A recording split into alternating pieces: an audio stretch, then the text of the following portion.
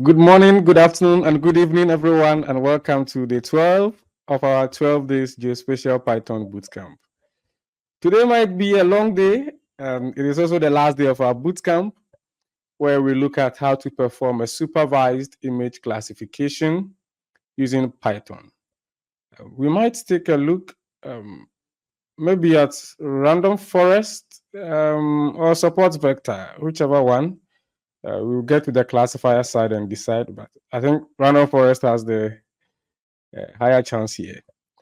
Okay, so let me first correct this one. Forgive me, I just like to capitalize stuff. I just like things to look a particular way. So this is my day 12 folder. I collapse all and open day 12. You should see that I have an SHPs and an images folder which contains band 1 to 7. We have been working with these bands, so at least you should be okay. But there is an SHPS folder which also contains my boundary that I use for the clipping, and then also some signatures. Maybe I'll pick the signatures with you again. I imported them from my notes, but I think I should rather pick it with you again so that the whole process, you know the whole process. So that one is gone. We'll pick it afresh.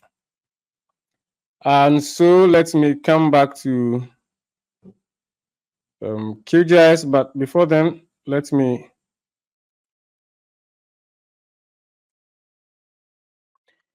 okay, sorry about that. I had to rearrange some part of my screen.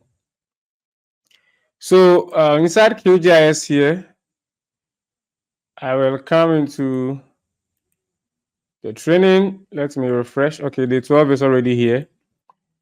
So the images, you see that there's the same place that we have been working with that I've clipped. So that's starting so new at that place. And then this boundary is the shapefile I used to clip. And it will especially help us to know where to pick our boundary. When we are picking our training shapefiles or our signatures, we will not pick them outside the boundary. So I'll set the stroke color here to 1, the fill color to transparent, and then I will change this stroke color to white. Okay, you will not see it, but what I'll do is I'll bring up Google Satellites. You can pick the training samples on the satellite data itself, but given the resolution of these images, the map services like Google, I think it is better if we pick them on a satellite image like that of Google. So if you don't have it as your XYZ tiles, you should have HCMGIS at the top here. That is if you have installed the plugin, then you go to base maps, you can equally choose Google Satellite here. That is what I'm using. If you don't have that plugin, come to the top there where you see plugins and then go to manage and install plugins. And in the search, just search for HCMGIS. This one will pop up. When you select it, you can install it at this side. Mine is installed, so it says reinstall plugin. So I'll not install it again. I'll close out of this window.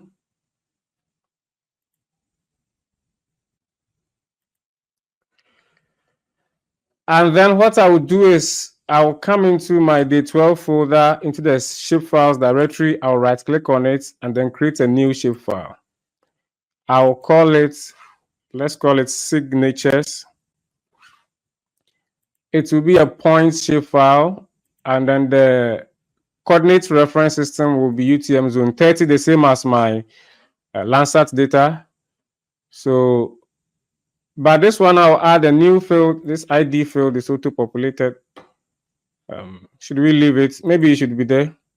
The field will be called name, and then it will be text also. So I can click OK to create this. Once it is created, I'll drag and drop it onto my map layer. And then I will enable editing by right clicking and going to toggle editing.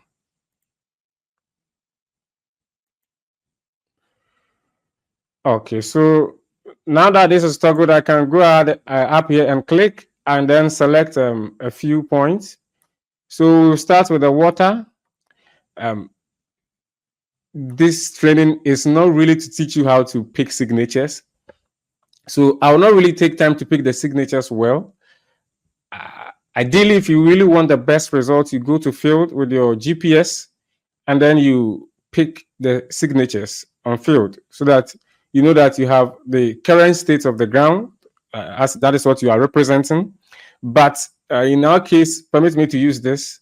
And so I will not be really even zooming in well to pick the details that much. So I think I will only be concerned with water. For the classes, I will only be concerned with water. And then maybe these brown areas, they are actually not bellland, they are built-ups. So I'll pick a few of the built-ups also. And then we focus on the vegetation, the green also. The whole point is to show you how to use Python for supervised image classification. So for your own and for your very practical work, you have to take your time and pick your signatures well. So let me give this some sort of a disclaimer. Maybe my model will perform very badly, but forgive me if that happens. So I know that this place is water.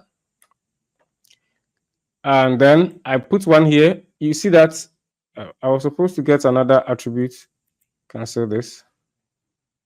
Oh, I did not add it to field. So right click on it. If you also did this mistake, go to attribute table. And then the new field button or control W. I think if you want to mark command W. And I'll put NAME as the field name. It should be text. The length, let's make it 20 because I think the word vegetation is a bit long. And then I click OK. So let me save edits and then close. So now when I create, I see my name field here. So this point, the way I put it is water. I'll copy this, then press OK. You see that I have 1 point. I don't really know whether you can see it on your screen. Vector points, actually, when you zoom in, they also become smaller. But I have 1 point here. I think it shows slightly when I'm zooming in for the water. Or maybe I can equally increase the size to maybe 6. Okay. That was bigger. And then let me change the colors to let me choose white. Oh no, maybe bright yellow will do. Okay, so that is one of my points for water. I just pick maybe 5 in here, so another one here is also water. So just make sure that the name column is updated with a particular class. In this case, it's water. Maybe this 4 is okay. Or maybe I should pick just one at the top here. I think the proper way would have been to get 4, maybe one in the middle. But once again, this is not about picking training. I didn't want you to. I had one in my folder already, but I thought that at least I should show you how to do it from scratch also. So I think there might be other places here that has surface water. I will not focus on that one. Because of time, the script that we're about to write is a bit long and a bit technical. I have to do a lot of explanations. So I've already said it that my model may perform very poorly because I'm not picking proper signatures, or my signatures are not that detailed. Okay. Okay, all of you who are greeting, you are welcome.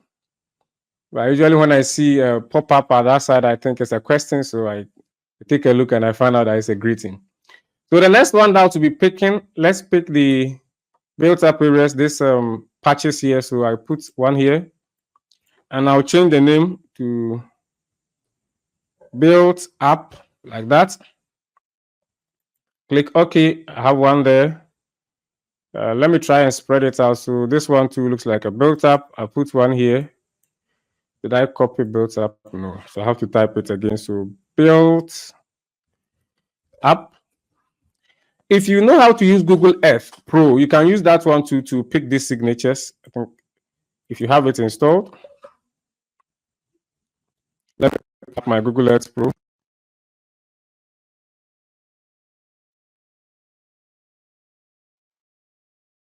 Because that one will actually even be faster in picking this kind of signatures. But that one, after you pick it, you have to now convert the KML to a shape file and do some pre-processing, because there will obviously be duplicates depending on how you pick the points. So I'm looking for,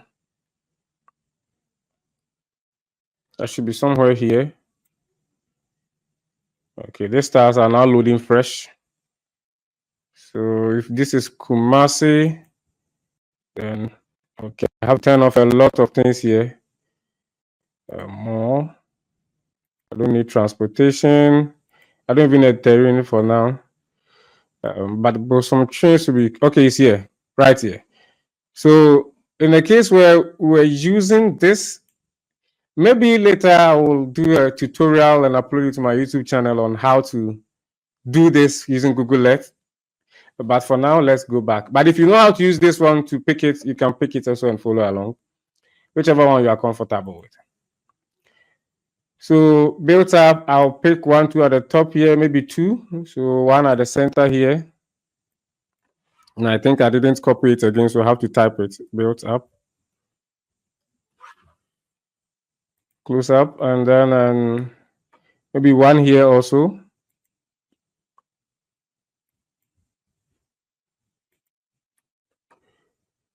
And then let me try and pick some of the ends here also. Pick this one. Okay.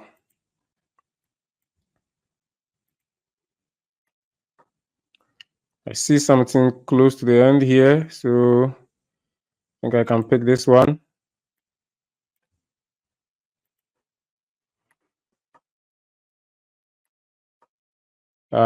Let me pick 1 here too, so that at least I'll know that I'm spreading it.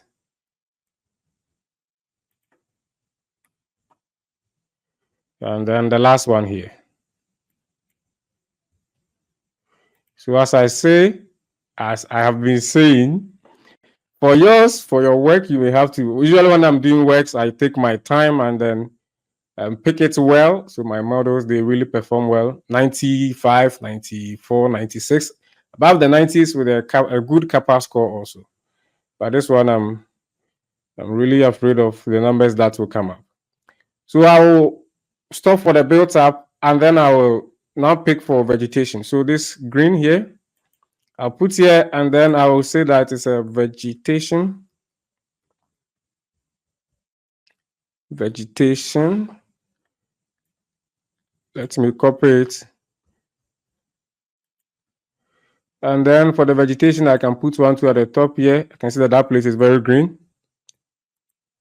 And then I can pick 1 also here. 1 down here. Another one maybe here. And then maybe this side. This side also. The top. This side.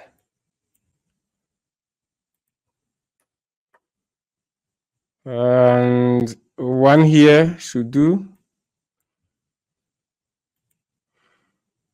Okay. Okay. Let me put 1 here. And if I get 1 close to the lake itself, maybe somewhere here, that should also do. Okay, so that is all that I'm picking for the 3 classes. So I'll save. And then stop editing. Okay. So now, if we come back to QGIS, let me remove this. The boundary can be there, no problem. And the Google satellite, let me turn it off. If I come back to my VS Code and I import GeoPandas as GPD, I'm just reading the file to see. So GPD. And then maybe I can say GDF equal to GPD dot read underscore file, and then I pass in, I think it should be at, I have not selected a kernel, so dot slash shps slash signatures dot shp. Then if I view the GDF, let me select a kernel here.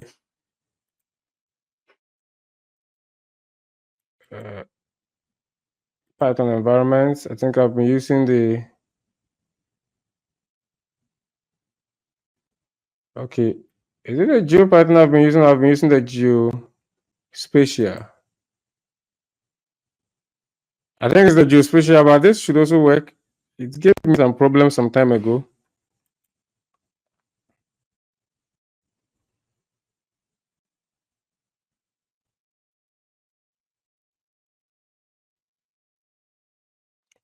Okay.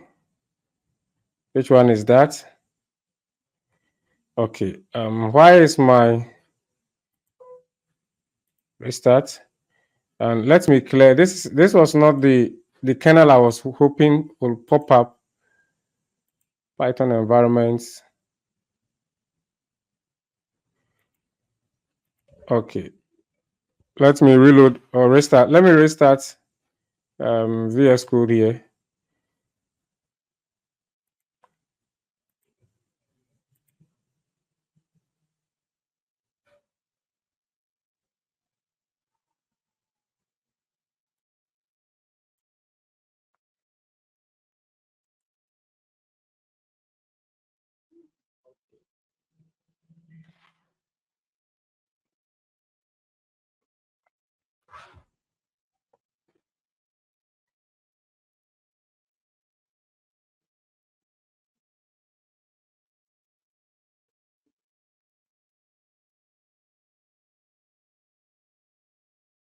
Let me give you some time as it detects the kernels. I selected this kernel. Okay, I'm looking for the geospatial. So when I run this,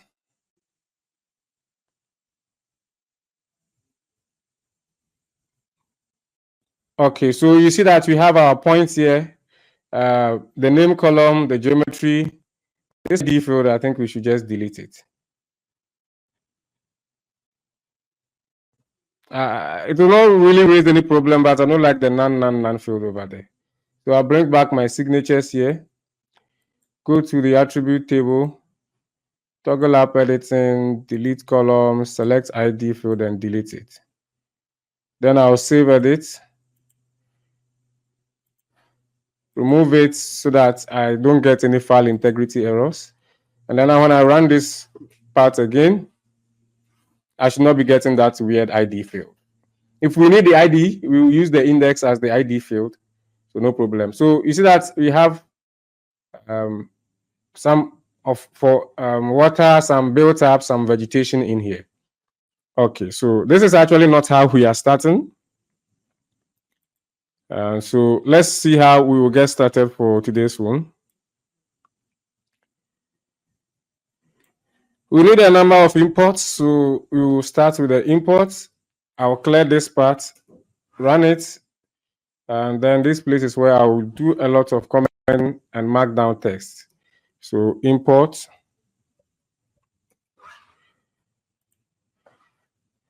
And then we import OS, we'll be using it. We import NumPy as NP. We import pandas as PD. Let me come up a bit.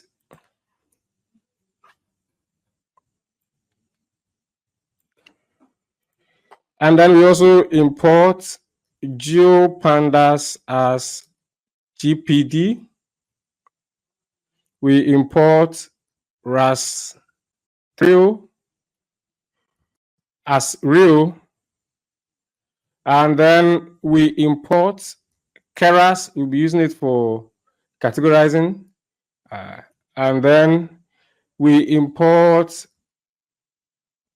We actually need matplotlib. Maybe we need it. So matplotlib dot pyplot as plt, and then we also from rasterio. So the first part is for the actual import, and then there's a second part for the from. So from rasterio dot plot import show, and you know how I always do it. So as r show, and then we can say from now we have to import the classifier. So from sklen dot ensemble, we want to import. Let's do the random forest classifier. So the random forest classifier, and then from sklen dot model selection, we want to import the test train split. This one will help us to split our data into test and train. And then from sklen dot metrics, the metrics we use to check the accuracy of our models. So from there, we want to import classification. Okay, we will not be doing the classification report. But we need a confusion matrix. We need a Cohen kappa score for our to detect our kappa, and then let me see.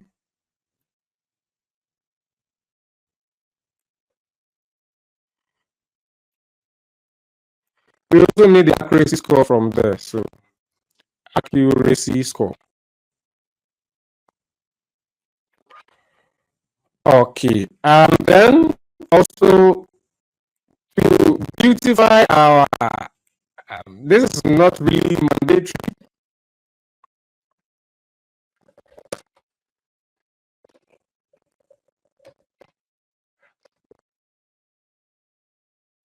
Okay, this part is not really mandatory. You can choose to add it, you can choose not to, but I really recommend you do so. A package called from it's called TQDM. It can help us show some progress bar while our thing is classifying, and it's just that nice. So I'll show you when we get there. So from TQDM, we want to import TQDM. You can choose to skip this one, it's not really a problem. Maybe you don't have this import. If sometimes maybe you import it and then you get an error. So let me clear out of this. Just make sure that your package is activated. And then, for instance, if it is the Keras you don't have, you can easily do conda install Keras. Let me bring up the font a bit. So conda install Keras will install it for you. And if it is TensorFlow, for instance, that you don't have, that one should be conda install TensorFlow. I think the Keras depends on the TensorFlow, I'm sure. So you must have TensorFlow also. But for the TQDM, you just have to do it with pip. That will be fine. So pip install TQDM, and that one to do. Okay. So if you don't have it, just activate your environment and install it like that. So I'll go ahead and run my imports, quite a number of them. And then I have this warning from TensorFlow. In fact, some of these warnings will be a lot in the code. If you want to get rid of all of them so that we have clean output there, what we can do is to say import warnings. Warning. And then we can say warnings dot warnings dot filter warnings, and then we can say that the action equal to ignore. So this cell should have actually been up. So let me bring it up. I want to silence all warnings in our code. And so now when I run this import again, I'm not expecting to see that warning over there. Great. So the next step is to declare our source files and folders. Source files and folders. So our training shapefile path, so our training shapefile path, that should be, I think it is in ./shps/signatures.shp, and then our rasters path, so the rasters path, that should also be equal to ./images. I usually like to put R in front of my path so that Python will know that it's a raw, like a it is not, if there's any encoding in the special character in the, it will treat it as a raw text and not like literal, to treat it as a literal text. That's what I'm trying to say. Okay, so what I also want to do is to declare the classified path. That is the place where our classified image will go. And then that one too should be just a folder called classified. And this one doesn't exist, so you know from the previous tutorials that you can use os.make directories, and then we can say classified path and exists. Okay, set that one to be true. Okay, if I run this, that part is created for us. And then now what I also want to do is to create read the training shapefile into memory. So training, not a training shapefile part, but the training shapefile itself, that should be gpd.read_file. And I want to read the training shapefile part. Okay, my IntelliSense is sometimes very, very slow. So training shapefile path, and then we have already inspected this, so I'll not inspect it again. Let me just run that one. Is it run? Okay. And then now that we have declared our source files and folders, what I want us to do is to categorize our training labels. So let's categorize them. Categorize training labels. And this is what I mean. If I call training shapefile now, you see that I have a name here, which is water, built up, and vegetation, which is good because I, as a human being, can see it and make a lot of meaning out of it. But the computer doesn't really like to work with things like that. It will throw an error. So I have to find a way of assigning numeric codes to these particular labels that I have here. So that is what I mean by categorizing the training label. So at the end of the day, when we finish that operation, you should see some labels also there. And so for that, I will quickly create a dictionary here, maybe call it keys. And then that place, I'll map water. I'll map water to 1. I'll map vegetation to 2. And then I will map the last one, which is built up, to 3. So if in your case, maybe you are working with a number of classes, maybe 7 classes, you pick the training, the signatures for 7 classes. You just have to keep track of the names you give in the name column and then map them. If you have 10, you can map them up to 10.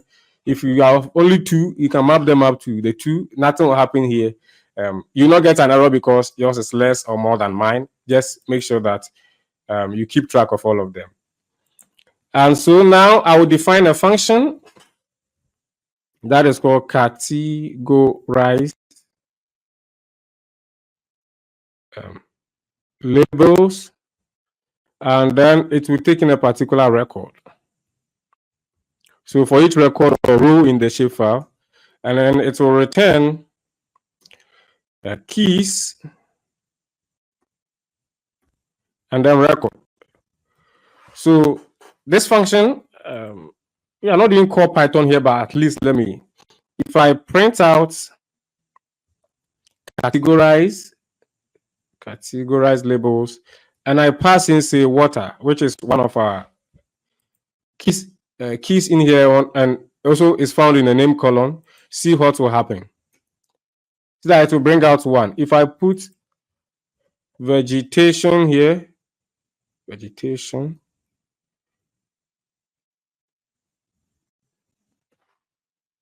did I put, oh, I made a mistake. Oh, okay, I misspelled vegetation in my key. So that's good. You see, it's always good to test your code before you. So vegetation gives 2, and if I put built up, it should give me 3. So yes, the function is tested successfully.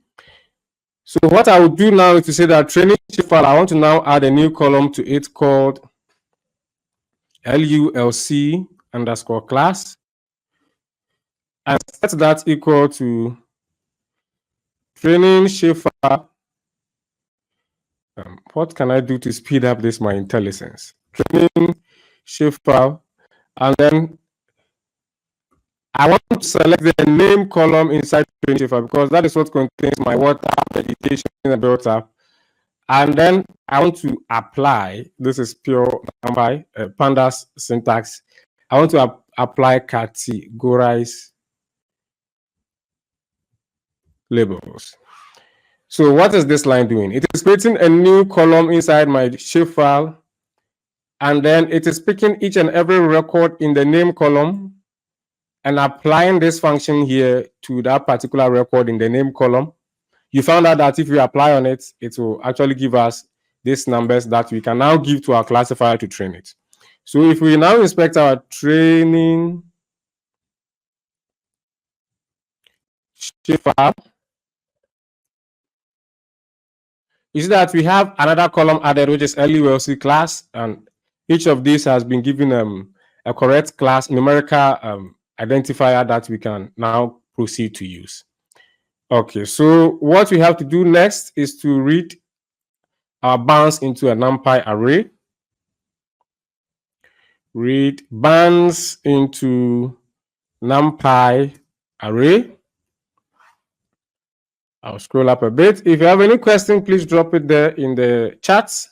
Or if you're watching it later on YouTube, you can drop it in the comments also, and I'll come and then address it. So I'll create a list here to store all the bounds, which I'll call images, maybe NP array. That will be an empty list. And then I will now say images. We have to find a way of getting all the images also. So my images, we have declared a rasters part at the top there. So we can say item. This syntax is very, very, very familiar because we have been doing it. We have been using it all the time. So item for item in os.list directory, and then rasters path, we have declared it at the top there.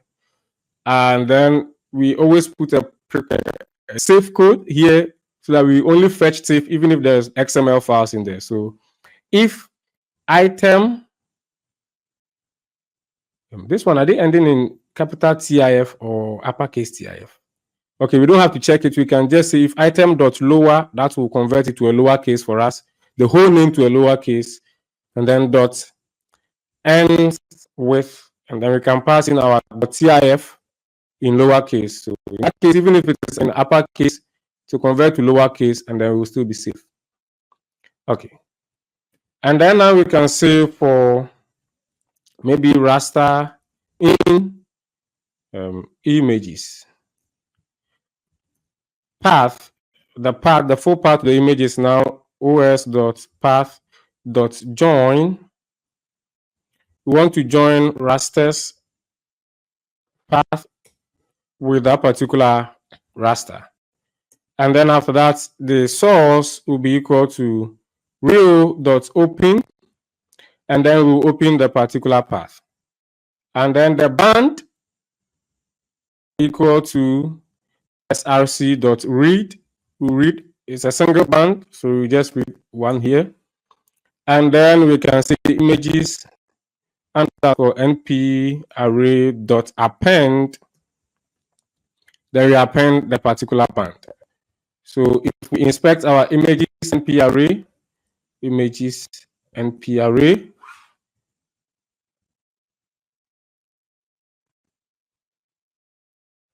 okay, you see that it is containing all the bands and their images. So this is one band, then it's where the array starts is another band and all that. I think we have 8 of them inside there also. Okay, this time around we are not having zeros because my new boundary shapefile, I made sure that it was an exact rectangle. I mean the edges, the sides were all, the corners were all 90 degrees, so I wouldn't have 0, 0 at the side. Is that a question? Okay. Someone is asking when you'll get a certificate. I think we will talk about that one, but for now, let us look at this random forest classification. Yes, I said it in the onboarding that there's a procedure for that one, so I'll let you know. Okay. But that one should be dependent on some factors, and that includes the number of times you even, not just maybe, not everybody will be favored with time to watch the live stream, but at least I told you to register for it even if you cannot make it. So the registration that you do every day before you even access this stream is what I will use for attendance. Is the only proof that you attended my bootcamp, honestly, because apart from that, I can't really verify that.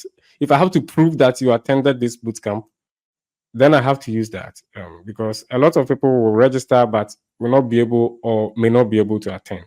So if you registered for most of the sessions or all of them, I think you are one step closer to getting certified.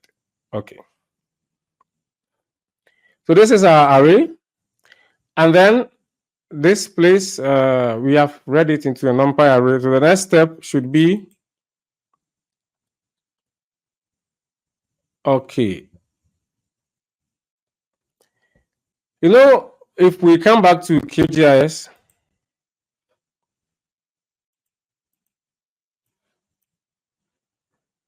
zoom into this band, what will happen is that the classification will be performed. There are ways we can do that.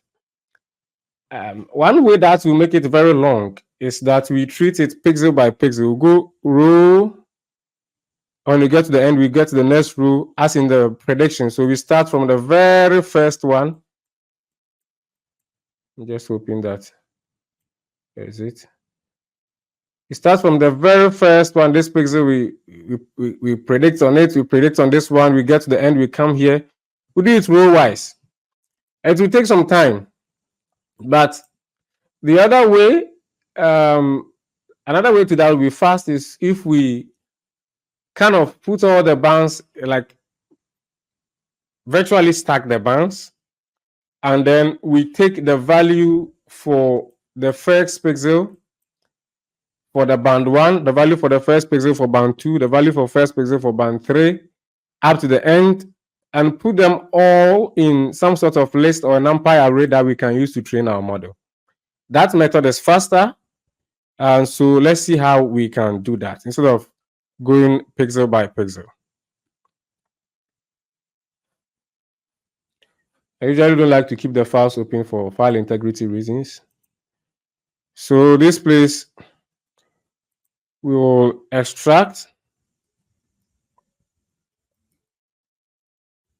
band values into a shapefile column, into a column in the training shapefile. Okay. And then we will, so let's first get the number of training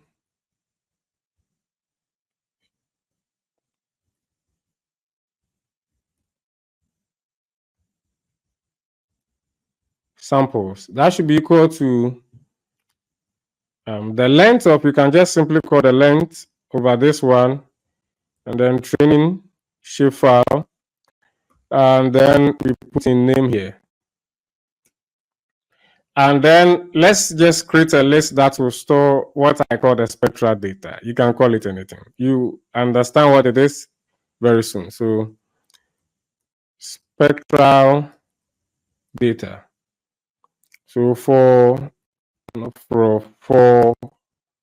maybe index in,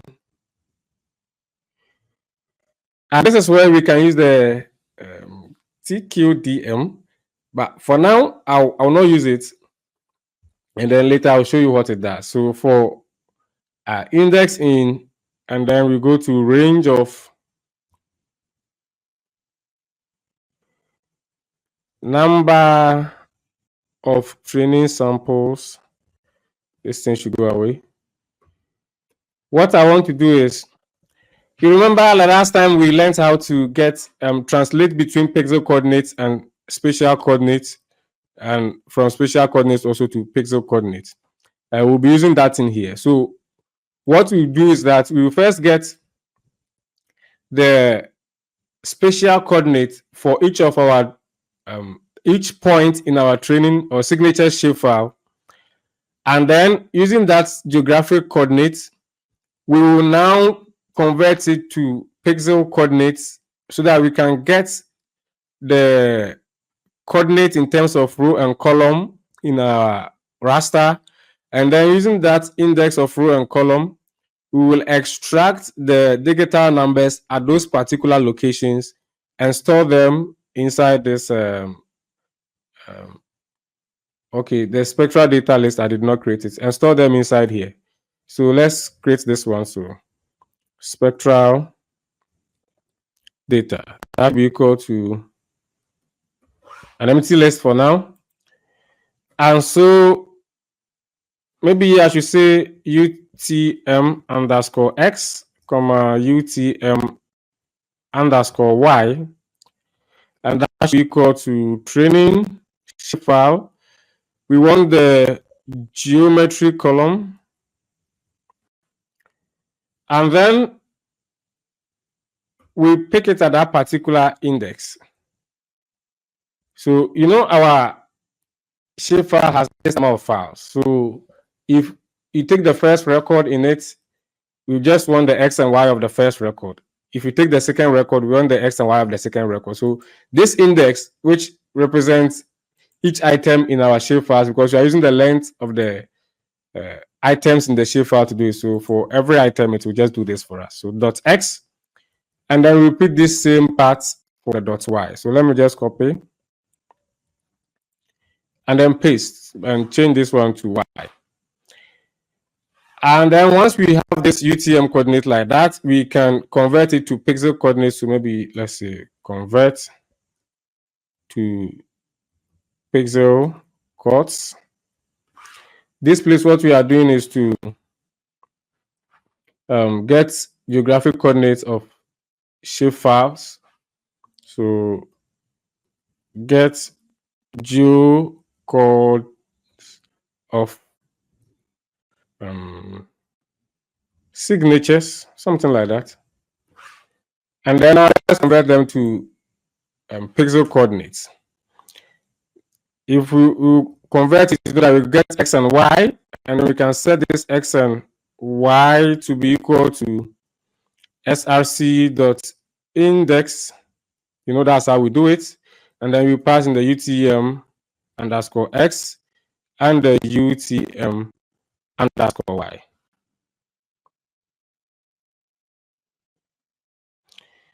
I ran into a bit of a problem when I was preparing my notes. So what I want to do is to explicitly again convert X and Y to integers. So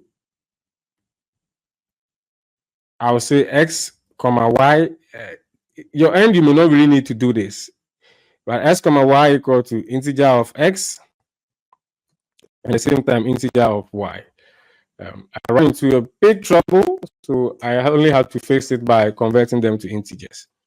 Now let's extract band values here.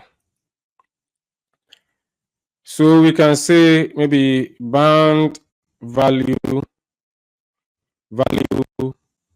at underscore xy. We set that one to an empty list.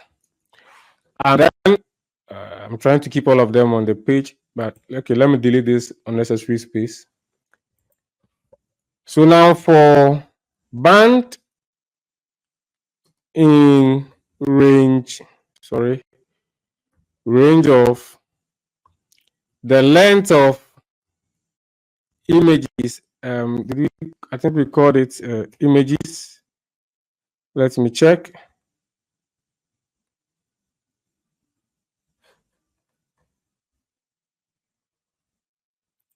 Yes, we called it images. Okay.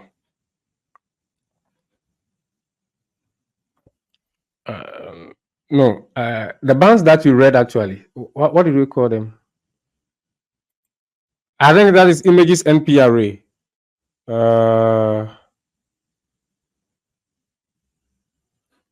Okay, but this thing I'm thinking of will also work. So for each of the bands in there, we can use this and it will also still work. Just that when we are doing the actual indexing, we use the images NP array. Okay, so I want to be safe here. In the case where you may have no values or any values, you want to be safe. So I'll put this in a try except block. Try, and then I'll say for each of them images NP array. Sorry, NP array. And then I want to, the images NP array is just a list of bands. So I want to access the particular band. So if you are looking for the band 1, band, for the first band, pick it, and for each of them, get the XY position for the. So what happens here is the NumPy indexes by row column, and that is why I passed YX here. So just take note of that one. So try, and then this one, and we can say the spectral data at XY. No, band data, sorry. Band data or band value at XY dot append I. And then I think it's time for me to close my try block so that it will be happy with me. So except, and maybe I can say index error. So if there's an index error, then the band value at xy dot append, and then we want to append np dot nan. So I know a lot is happening in this particular cell. Maybe I'll have to go over. If you don't understand it, please let me know. I'll go over. Okay. So once we get it for each of the band, this iteration is also inside another iteration. So once we get it for each of the band, after that, what we do is to come out of this for loop, still in the parent for loop, and just say that spectral underscore data dot append,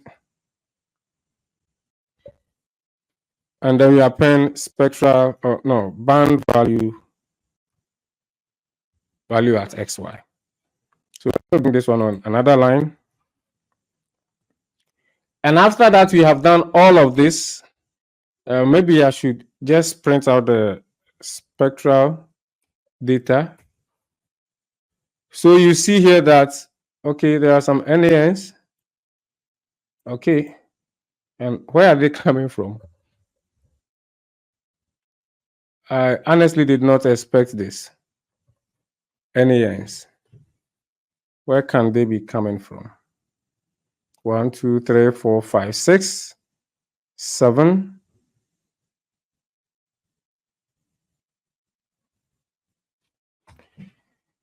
Okay, I don't know where these NAN values are coming from.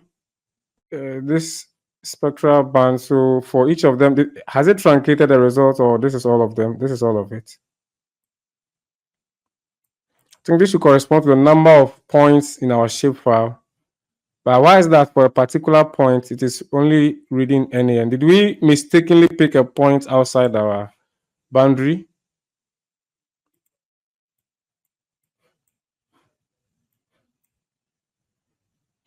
All of them also fall perfectly within.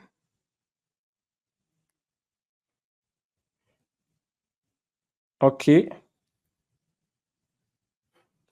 Or maybe let me just delete two of my bands. I actually don't need the thermal band and the aerosol for classification. I don't need that one. Let me delete those two to see if it will bring any changes.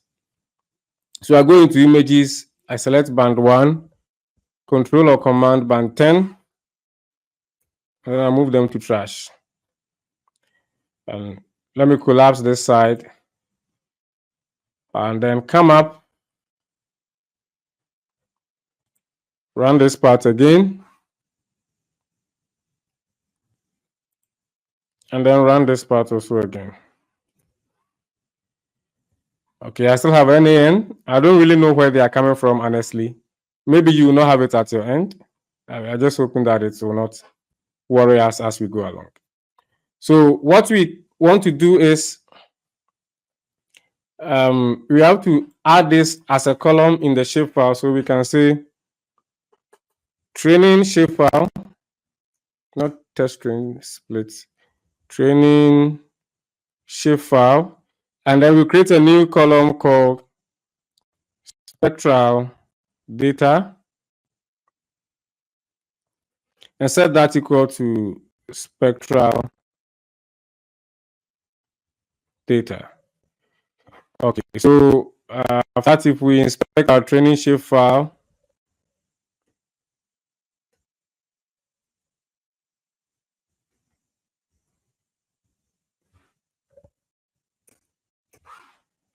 we should see one more column added, which is the spectral data. And okay, this is coming from a built app.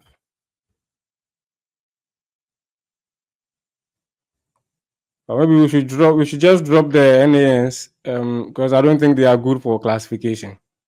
I don't know why they are coming this way. But what you see here, if I should let me go over. So this is the band value at this position for the first band, for the second, third, so band 2, 3, 4, 5, 6, and 7.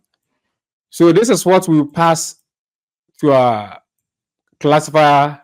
So to use these numbers to train itself so that anytime it sees numbers like this in the prediction, it knows exactly where to place them. I would like to drop NA, so dot drop NA. Drop NA. So let me see training shapefile again.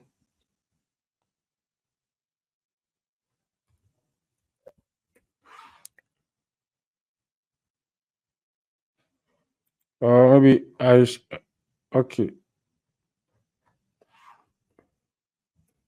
Is it like this?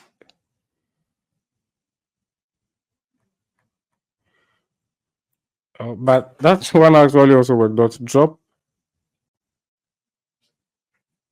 Okay, it's just drop NA, not no underscore. Okay, so why is this thing still there? Let me see if I should call it as a method. It is still there. Okay, let me see. Let's do a quick Google search for that one and see.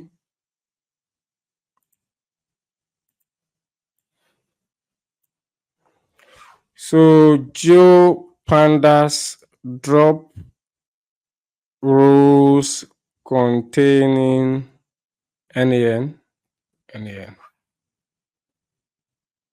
That is what I use. That is not.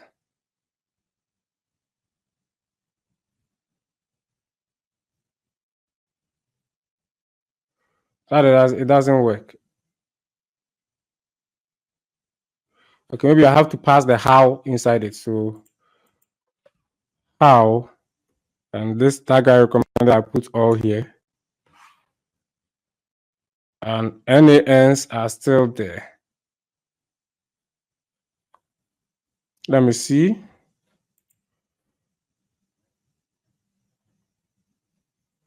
Okay, let me get it from Pandas' own website.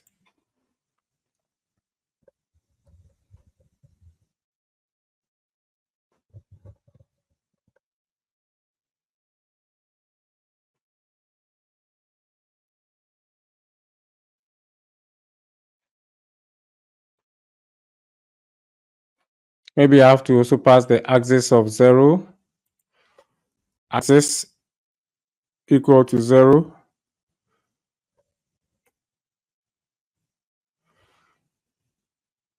Okay. Well, I don't know why this is not working. Axis of 1, because I don't know what NaN will do to our classifier.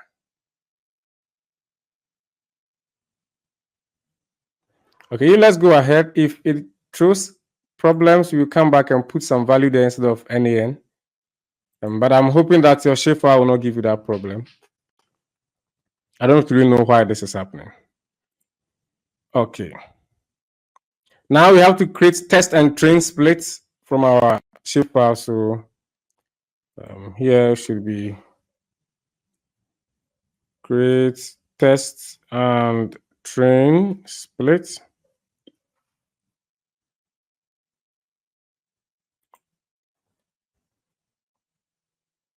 And as we create the test and train, we'll also be keeping track of the indices so that we can use that one later in the code. So we have our train indices and then our test indices before we get our train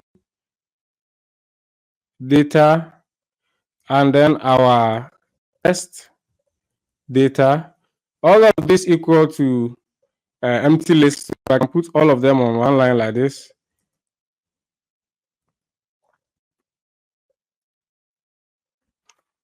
Okay, so all of the four, we initialize them to 0 for now. And the number of classes. Remember, our number of classes were equal to 3. Let me put proper syntax here. Okay. And then okay, I think I said I will show you what the TQDM does here. Sorry, I forgot about that one. I think because of the NaN. So if I pass, take this one off and bring TQDM and then paste it rather in, and I can pass a parameter to this TQDM, but let me keep it here for now. And then I start running, see what will happen. I know this one will not work. Let me even comment it out. Okay. You see there's a, okay, it happens so fast, but there's a particular progress bar that you can see. So going on, we'll be using TQDM. If I put N calls here and set it to maybe 120, that will expand the bars a bit for me. So you see that it goes over there. Maybe I should keep it at 100. As I said, it's not really compulsory, but it helps beautify stuff. So it went so fast, but at least when we are doing the classification, that one will not be too fast. So we will see that one also. Okay, so for I in range, and then we're going from 1 to the number of classes plus 1. So you know that this thing will always end at n minus 1. So if you want to end at exactly 3, we have to add 1 to 3. And some weird variable names here. So data class I. Okay, well, how do I explain my variable names? But you get to know what they do very soon. So data class I, that should be equal to training shapefile. I want to access in the training shapefile. The training shapefile. Let me just type my thing. My IntelliSense is disappointing me today. Where the LULC class, remember we created that one, we added it, sorry, is equal to I. And the reason why I'm using I, so when I create over it, each of them is I. That's why I'm just using I all over here. And then, you know, this syntax, what it is doing, you already know from previous classes that I'm trying to query the data frame at wherever we are at that particular class. So class 1, you know, it was for water, class 2 for vegetation, class 3 for builder. And so for each of that, if I get to a class which is water, I want the water or vegetation or whatever, I want the spectral data column. Remember, we have created that column also. And it is, I don't know whether it's an numpy array or whatever, but I want to convert it to list. To be safe, it can even be a list already, but I still want to be safe enough. So let me see. I'm just hoping that you see I'm reducing the size a bit so that everything will fit on one line. But what I have to do is to package all the codes and push it to a GitHub repository for you. And then the next one here is after you get the data, you also have to get the indices. I told that we are keeping track of the indices for the class I, which is the current item that is being iterated over. I think I can copy this part up to LULC, paste it right there. Don't forget to close it. And then for this one, where the LULC again equal to I and dot index, I told you that we are dropping the ID column, and when we need to use specific or unique identifiers, we use the index column dot to list as well. Okay, I have one. Is there a question? Okay, so that was also just a greeting.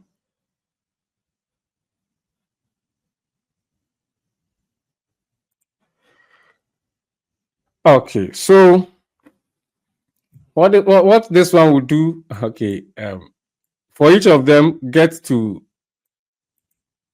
if you go over the LULC class column, we have declared here number of classes equal to 3, and we are going from 1 to 3. You know that water was 1, built up, I think vegetation was 2, and then built up was 3. So depending on the iteration, this I will translate to 1. So if the LULC class is equal to 1, get us the spectral data at that particular LULC. So for all the iterate over them and get us all the water, get us all the vegetation, get us all the built up. And for each of them we need to uniquely identify them. So get us that particular index. Every pandas data frame has it. So we can just get that one there. And then now that we have all of them collected, we can just do train data list and then test data list and then train. You know, we have created some list at the top there. So all that we want to do is to populate them there. So train data list, test data list, and we have train index list. Also, one for each of the list at the top there. This one should not be an underscore. It was a mistake. And then this one should be, the last one should be test index list. So test index underscore list. And then that should be equal to or maybe I should bring that one to the next line. Test, train, split. This one is coming from the import with at the top there. And let's see what this one brings. This underscores, where are they coming from? Okay. Have I made a mistake? Okay, so rather train test split. Sorry, train test split. And as always, I want to show you what the output is and why we are assessing 4 things from it. So if you put your cursor on it, you know that it returns a list here. Let's go down and see what the list is. A list containing train test splits of inputs. Okay. Really did not give me what I wanted it to do. Okay. Okay, but it will give us 4 items here. Train and test. So that is what we are doing here. And inside here, we want to give it something to split for us. And remember, we have collected all the values that are assigned to water, all the ones that are assigned to water, all the twos that are assigned to vegetation, all the threes that are assigned to build up in this place here. Okay, so what we want to do the splitting on is the data class I, because that is what contains numbers assigned to our various classes, one which Python can use. And then we also give it the indices of those ones too. So indices, the power to that, indices class I. Did we get it correct here? Okay. And then we can now say that the test size that is used for the split, maybe 30 or 20%. Let's go for 30% so that you use 20% for the train. And then pass a random state just to randomize everything. So random state. Let's set that one to maybe 42. Okay.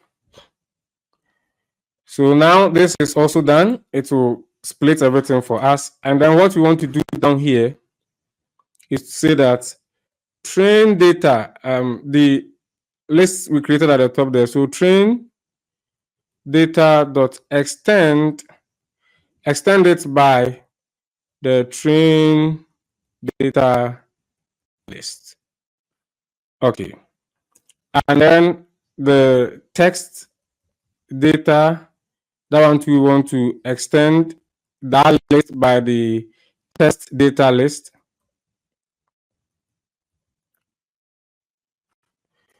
And then we also want to extend the train indices, the train indices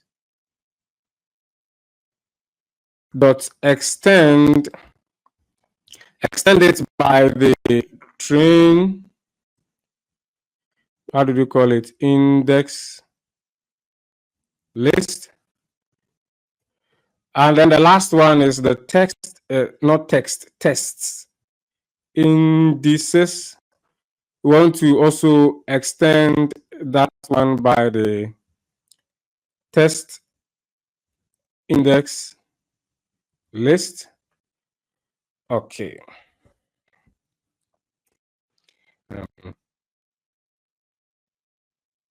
Okay. So we have our test string. We have to exit out of this for loop.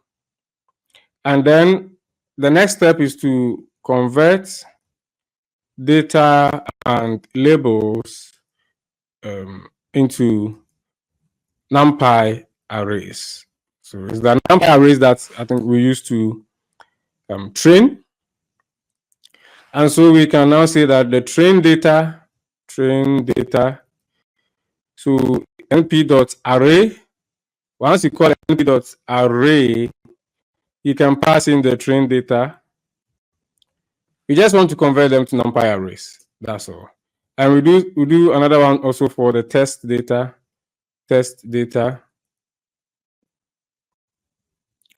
That should be equal to np.array and then that is a test data. Okay, now we need the labels also.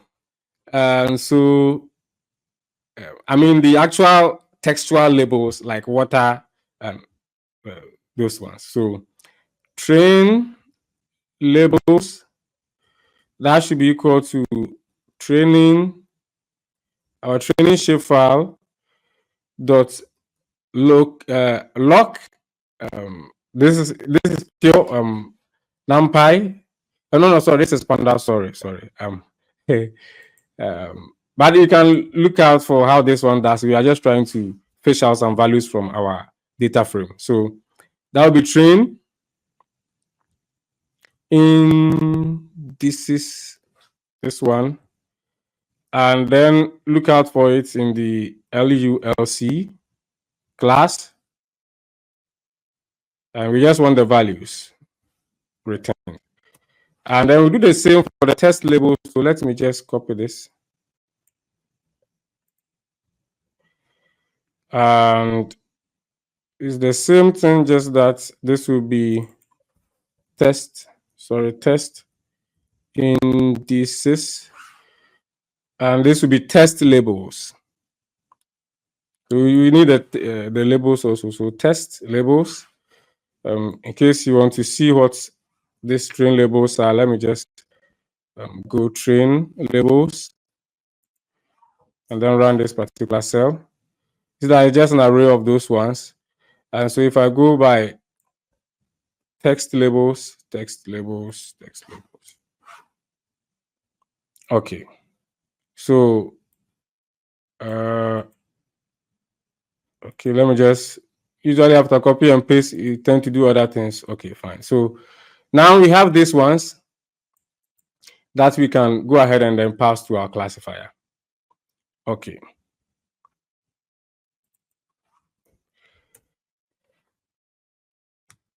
Remember we imported characters at the top, and I told you that we're using it to categorize our labels. So we can convert our labels to categorical.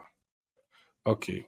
So we can say train label categorized, set that to keras dot utils dot, I think it's to categorical. Yep, that's what we are looking for. And then we pass in our train labels. These train labels that we are fetching from the top here, the 1122 something. And then we do the same for our test. So let me just copy this line. I know today is getting a bit technical. These are just machine learning stuff. But if you don't understand anything, just let me know. I will explain. And this is test. Let me inspect it carefully, usually after copy and paste. Okay, so if you want to also see how that other one also looks like, we can just call one of them, train labels, categorize any one of them. Okay, so you see that it just categorizes it for us. Okay, so that one is also necessary. If you want to really get it smoothly to your RF classifier, you should do something like that.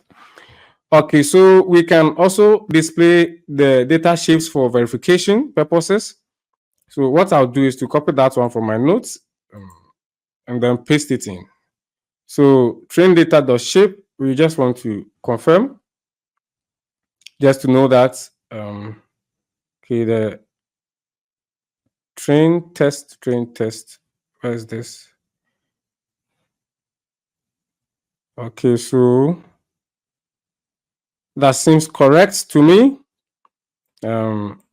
especially the numbers here. The train and the test, they should have those equal number of columns, and then this train, the labels also, or let me say the data should have this number of columns. They should match. the labels columns too should match, and these figures up here too, the train should match the train, the test should match the test, so that we know that we have not done anything wrong and we have not actually also lost anything. Okay, so this change in value, the 17 and the 9, is due to our 30% split over there. So the next step is actually now to build a random forest classifier. I think we have done a lot of uninteresting stuff. So let's now go ahead and build the random forest classifier. Okay, forgive me. I just like to capitalize things. I don't know why. And so let me come into the code.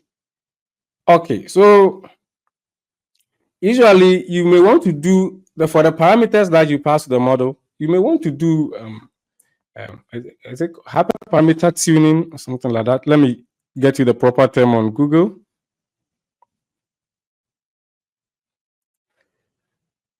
But I think it should be called hyperparameter tuning. Yes. So you may want to do this. Hey, Google Gemini is now in Google search. Okay. So it is a process of selecting the best hyperparameters for machine learning models training. So if we, for instance, go for the random forest classifier, I'm looking for the one from scikit-learn, this one.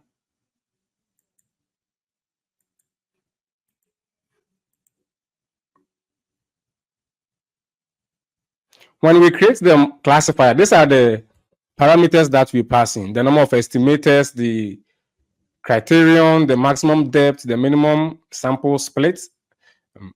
This is not a machine learning class. I cannot really explain all of them and what they mean and what they do. I don't even know what all of them are, what they mean and what they do. But the ones that I use most, or the ones that are most relevant, I know. But I cannot take time to explain all of them and how to manipulate them to get the best results. That is why I'm introducing you to this option called the hyperparameter tuning. So you do this you can perform a grid search. We will not do that in this tutorial because it will take a lot of time to finish. Maybe in the completed code, I'll put the code in there to do that. But for here, let's just focus on writing our code because we have actually exceeded our hour by almost like 20 minutes.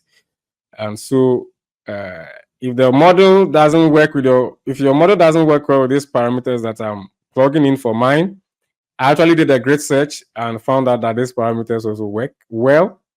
And they might not even work for this particular location I've chosen for my classification. But we just pass them in anyway. And then you can do the hyperparameter tuning to get yours for the best result for yours. Okay. So our RF classifier, that should be equal to, remember we imported the random forest classifier. That's it. And then here we pass in the parameters. So you see that it has some default parameters like the number of estimators to be 100 and all that. So we can leave even these ones as default for now and see what will happen. Okay.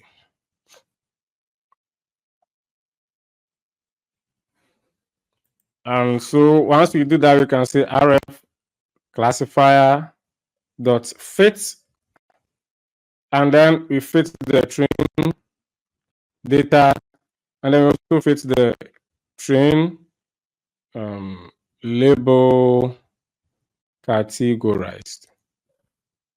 Okay, I told you that we have to categorize it so that we get its proper categories. You don't have to pass just ordinary water, vegetation. Python will not even know how to do. So now this is done, we can perform a prediction. So prediction, this is not the actual classification. We are just still building the model, which is RF classifier dot predict. Just want to test how good our model is, and then we can predict on the test data. Okay, so now let's get how good our model does, and so we can say the prediction binary that should be equal to numpy dot argmax. We have met this function before. I will not explain it long here. So we pass in the particular prediction that we have done and make sure that the axis equal to 1. Okay, and then we can also get text label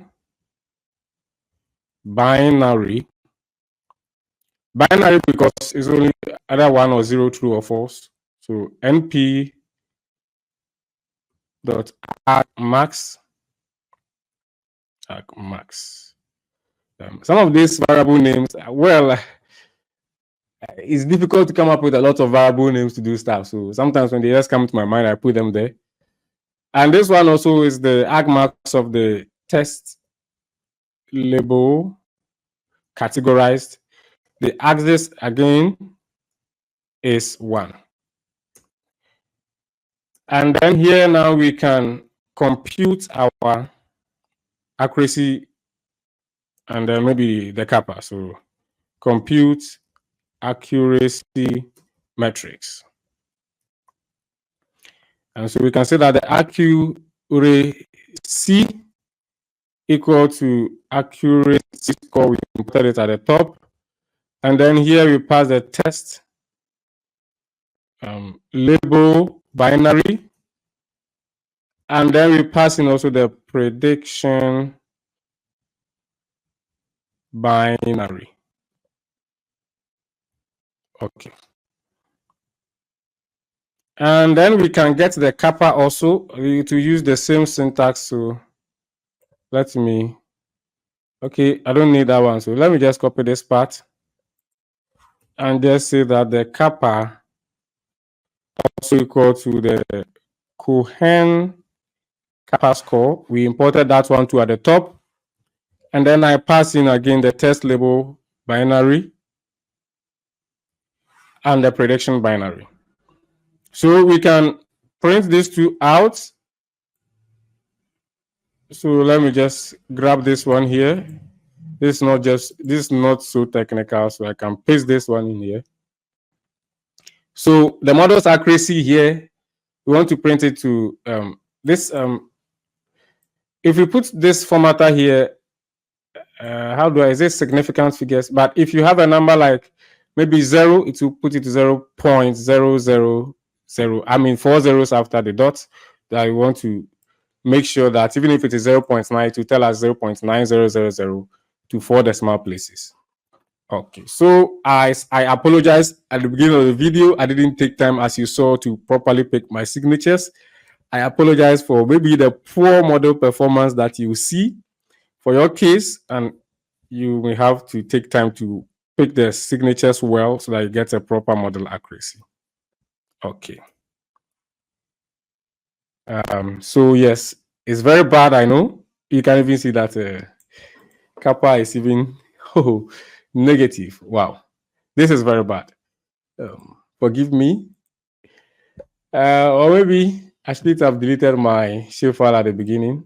That could have given me a better, but in any case, it also showed you how to pick the training samples. One of the ways to improve this is to pass in the parameters. And so now,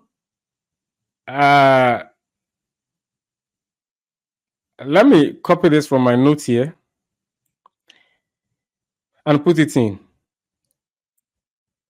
Hopefully it should give me a better. So there are stuff in there like Bootstrap. Once again, I don't have to explain all of this. So if you put it on it, you see Bootstrap in here. It's either true or false. Maximum depth, minimum samples, split, and all that. Why is this thing saying that this was not closed? Okay. Okay, so these are the things. Let me now run my model again and see. Not so better. Let me change this to 2 and see. Nothing better. Random state to maybe 20. I think it improved the kappa score a bit. maximum depth 50, and let me see. Still bootstrap. Let me change that one to false. Warm starts to true. Okay, looks like my my thing is not really getting any better. The number of estimators. Let me make that one 100. 200 trees. Okay, it's not really getting any better. And I don't blame it because the data, the signatures were actually very, very poor. Let me remove this one and see.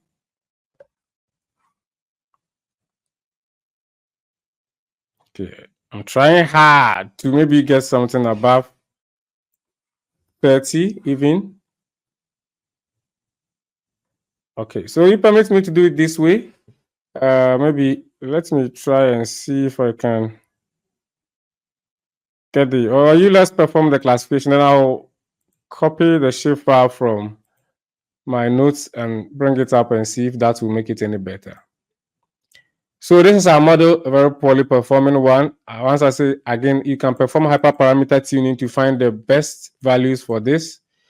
Let me put 5 here and see. I'm still not really happy with my results, and it's still the same. Okay, let us continue. So now that our classifier is built, we can now perform the random forest classification. Okay. So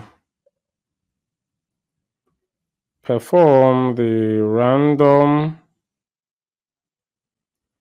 forest classification.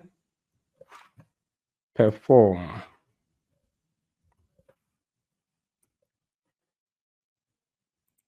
So for that one, we'll store the predictions in this RF predictions in an empty list like this. Why is this thing here? It's supposed to be at the top here. Okay. And then the, okay,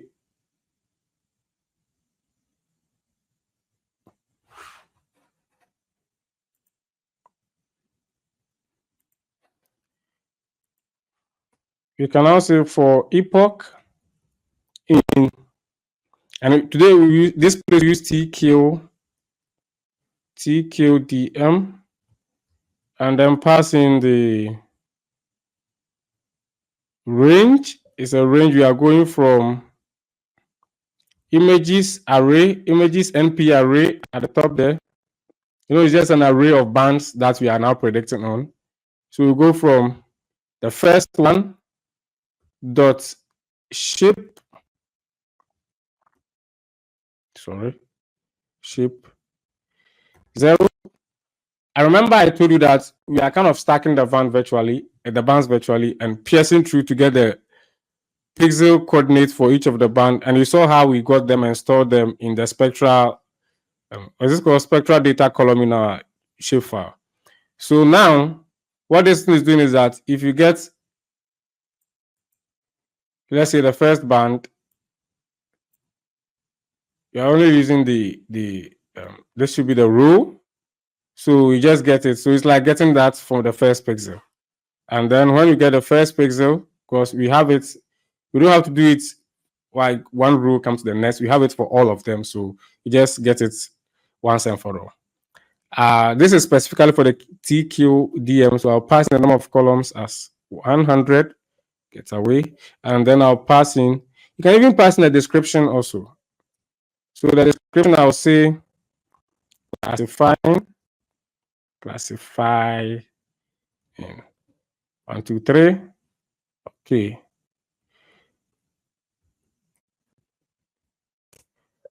And then we will say that maybe spectral data at row, set that one to an empty list for now. And then for I in range, the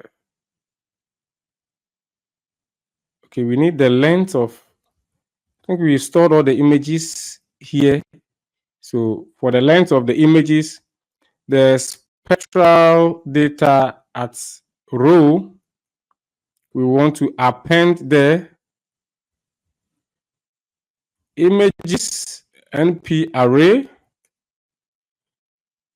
We want I and at that particular epoch. Sorry, epoch. Okay. So basically, we are just getting if you see, we are just going over these bands and getting the values. So, because it's the band values that we will predict on. And we have to now transpose this data for the classifier. Okay, I think we even did that yesterday also. So spectral data at row transpose. Set that one to be np.transpose and np.array. Because it's just a list, it's a regular Python list, as you can see at the top. So we want to convert it to a NumPy array, and then that will be spectral data at row. So we transpose it like I think we did yesterday, and then that is it. So enough of other uninteresting stuff. Predicted class, this is where we're actually doing the particular prediction for the pixel. So predicted class for the pixel of interest is rf classifier dot predict. What do we want to predict? We want to predict spectral data at row transpose. And then after we predict, we want to say rf predictions dot append np.argmax. If you know how the random forest argmax works,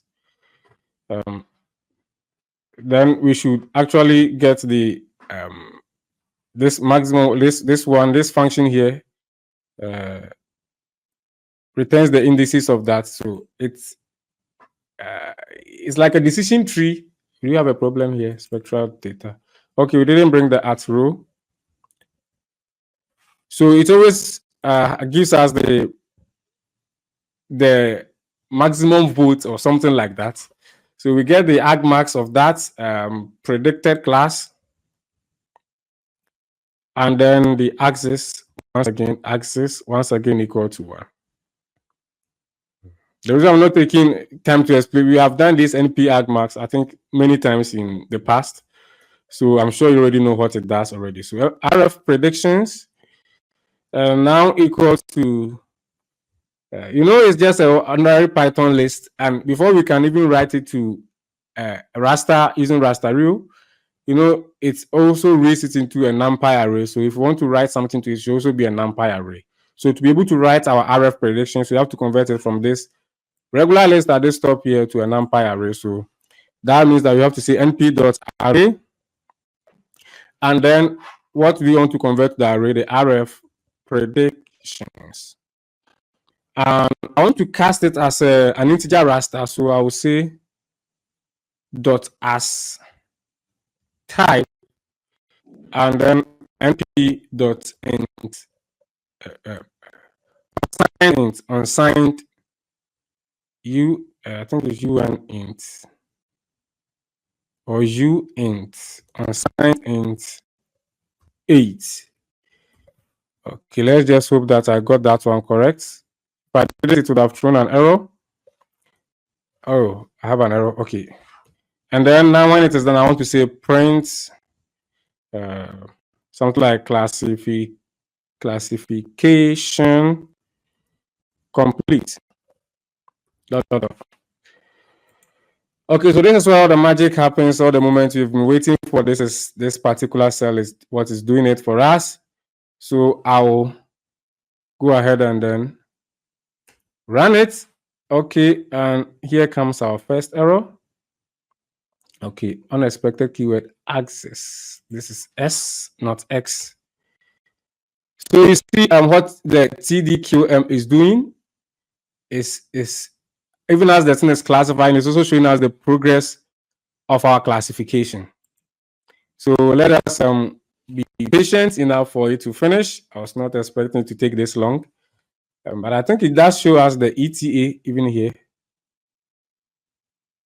This first one, where is it coming from?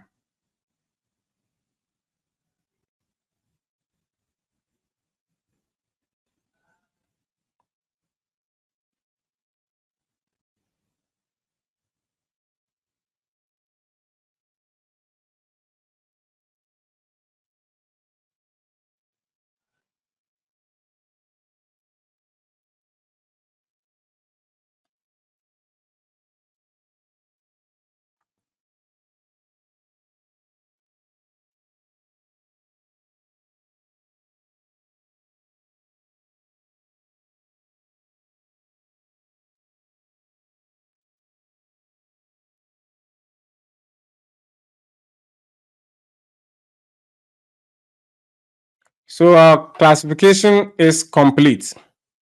And so before we can see it, we have to write it. So let us write it and then display it. So our out meta, this process, you know it so much, that we slc dot meta. And then we have already done this slc at the top there. So we can now say classified raster path. Let's just say, okay, we already have a classified raster path defined up there. So os.path.join. How did we name it? It should be maybe something like classified. Okay, classified path. And then we can call the file maybe classified or rf.tif, like that. And then we come in here and say with real.open, we are opening the classified raster path, and we are writing. We are also spreading our metadata, so that is out meta as dst. And then what we can do here is to say dst.write rf predictions. We're only writing to a single band.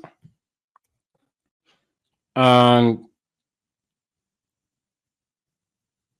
okay, that is not our call. So what we can do here also, now let's, after writing it, let's now show it also. So let me,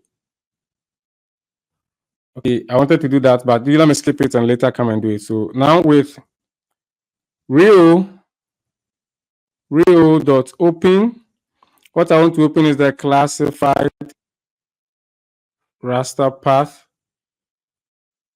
maybe as data set, something like that. And then I can say, remember we have imported rshow. So I can say rshow, the show from master real. I want to show the data set. I can give a title. Let me set that to RF classification. And then let's run it.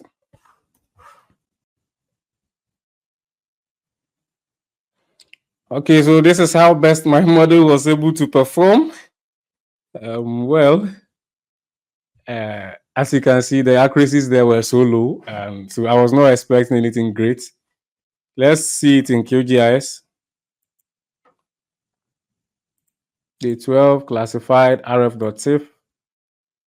If I go ahead and come to properties, symbology, go to unique values, classify. I have 3 classes there. Apply. Okay.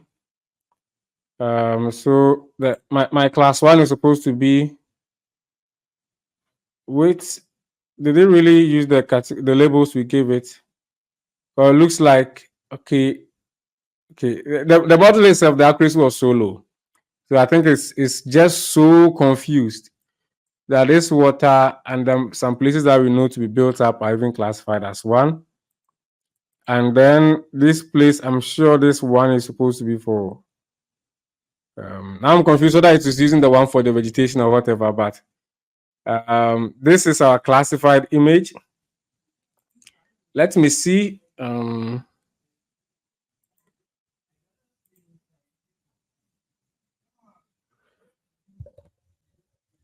Someone is saying he cannot hear anything. Please, is he the only one who cannot hear me, or all of you cannot hear me?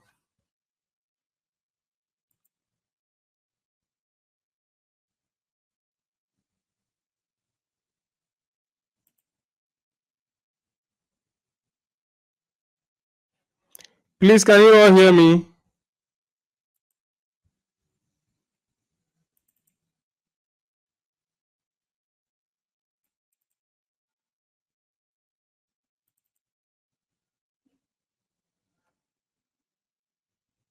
Please, can you hear me?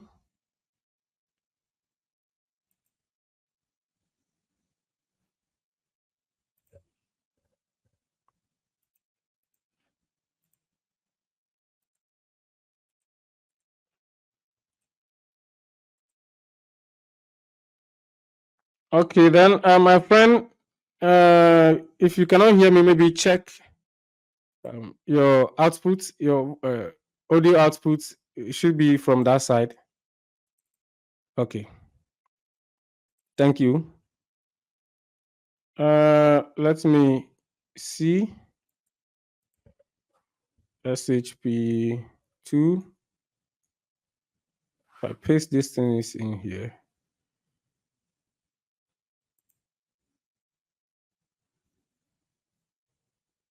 Okay. So I don't feel so good about this output of my classification, and it's all due to my training samples. But I tried to pick it. I think before the stream, I tried to pick it. So let me come back to VS Code, and then back to that place. I think I just created a folder called SHP. Is it SHPS2? Just SHP2. Let me see. Let me just hope that that one will make things better.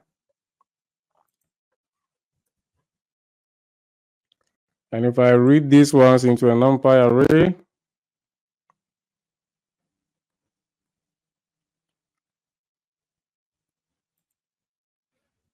it might also be due to this our NA values, which I don't know where they are even coming from. Okay. Let me see this one. And this is even far worse. Let me see if I have a lot of NAs also in here.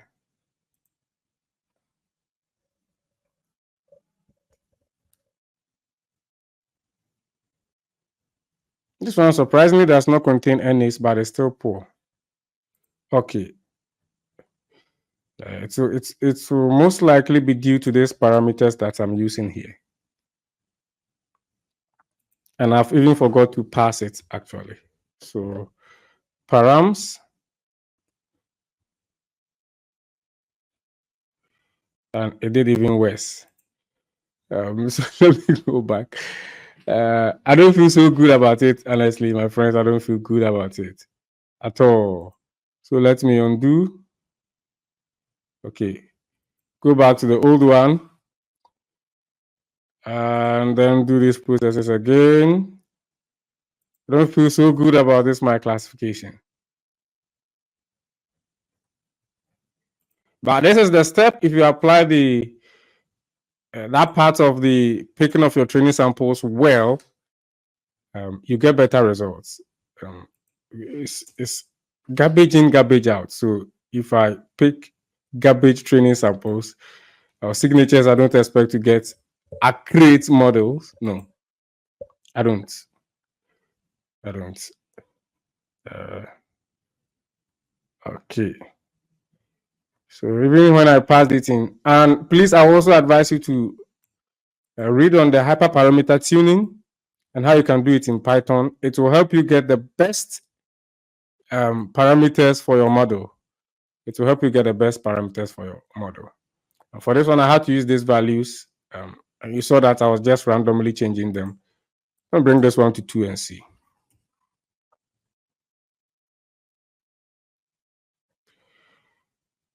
Take it to 10. And a warm start of false. Random state of maybe 50.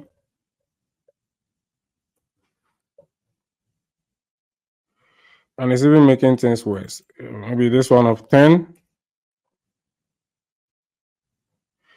Okay, so it's not getting any better. So I will have to perform that search and then take time to pick my training samples well. Now, I'll not even go ahead and run the classifier with this accuracy. I'll not do that at all. Okay, so that, my friends, is how you perform a supervised classification specifically for the random forest. Once again, I repeat that it is garbage in, garbage out. Take time and pick your signatures well. If you have to go to the field, that is the best option. Go to the field with your GPS, then pick it, and then come and do the proper training.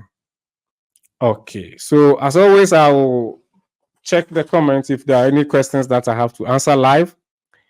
Other than that, that will be the end of today and the end of our 12 days Python, Geospatial Python Bootcamp.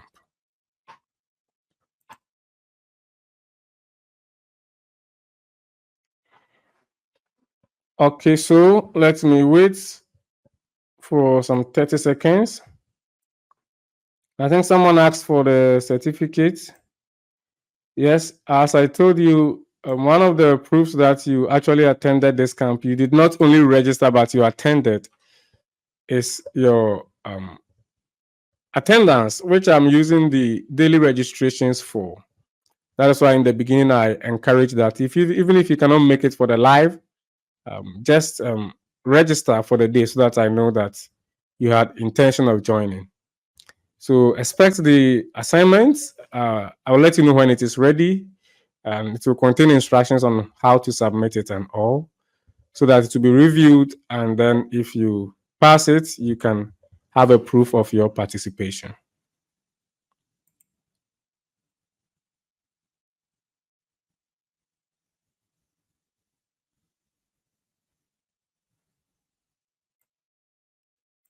Okay, I think I've answered these certificate questions more than enough times. So, okay.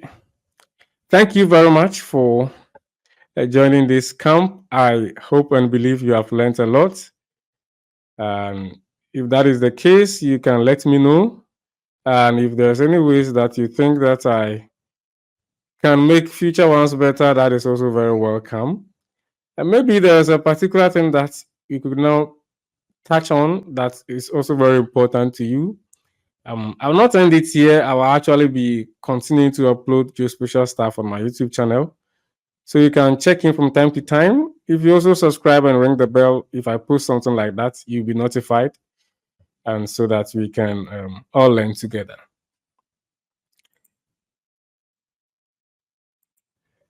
Okay, so have a great day, all of you who are still in the day. And have a good night, all of you who have to retire to bed. It has been a pleasure, these 12 days. And until next time, it is goodbye.